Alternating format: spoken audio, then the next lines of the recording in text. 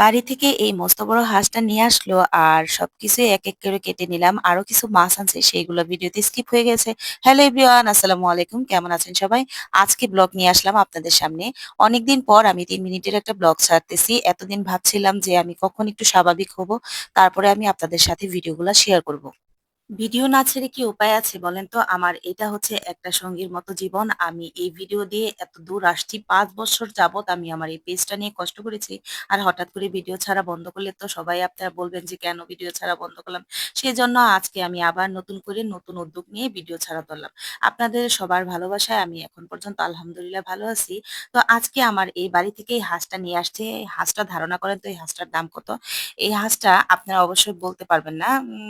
আমি আপনাদের সাথে শেয়ার করে বলতেছি, এই হাঁসটার দাম হচ্ছে ৳১৬০০। এখন বলবেন এত দূর থেকে হাঁস কিনে আনার মানে কি?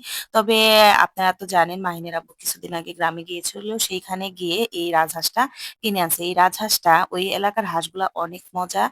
হাওর এলাকার হাঁস তো এই কারণে। যদিও আমি হাঁস একটু কম পছন্দ করি, কিন্তু মাহিনের আব্বু প্রচুর হাঁস পছন্দ করে। মাহিনও একটু কম পছন্দ করে। কিন্তু তারপরেও এখানে আমি কাটতেছি। রান্না যেহেতু করব, একসময় আমরা সবাই মিলেই খাবো। তো যাই হোক, এখানে আমি কাটতেছি আবার অন্য একটা ভিডিও শুট নিচ্ছিলাম, যার জন্য এখানে আমি কথা বলতেছিলাম। কিছুদিন আগে ফেসবুকে এক আমার পছন্দের আপু কমেন্টে লিখেছিল, "আপু আপনি হাঁসটা তো ভালো করে ধুয়ে নিলেন না।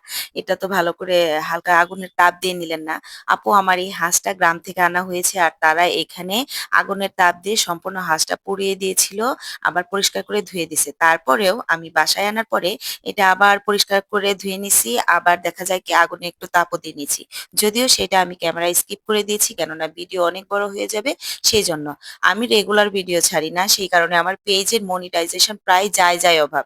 কিন্তু এখন দেখলাম আমি এভাবে না ছাড়লে আমার পেজটা পুরাই চলে যাবে।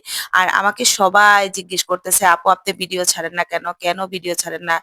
ভিডিও ছাড়েন, আপনার ভিডিওর জন্য আমরা ওয়েট করতেছি।" তবে যাই বলেন আমার এই ছোট্ট পেজটার মধ্যে এমন সব মানুষ আমার ভিডিও দেখে, তাদের ভালোবাসা আর প্রস্তাবের কারণে আমি ভিডিও না ছেড়ে পারলাম না। আমি যখন ভিডিও এডিট করি তখন কিন্তু আমার পাশে কেউই থাকে না। আমি একা থাকি। যখন মাহিনের আব্বু অফিসে যায়, মাহিন স্কুলে যায়, তারপরে আমি ভিডিওর কাজগুলা করি যাতে মাহিনের পড়াশোনার কোনো সমস্যা না হয়। এখন আপনারা বলতে পারেন, "আপু আপনি কেন ভিডিও করেন? আপনি চাকরিও তো করতে পারতেন।" চাকরি করলে হয়তোবা আমার বাসার রান্না-বান্না সবকিছু আমি একা হাতে সামলিয়ে চাকরি করতে গেলে অনেক সমস্যা হয়ে যাইত।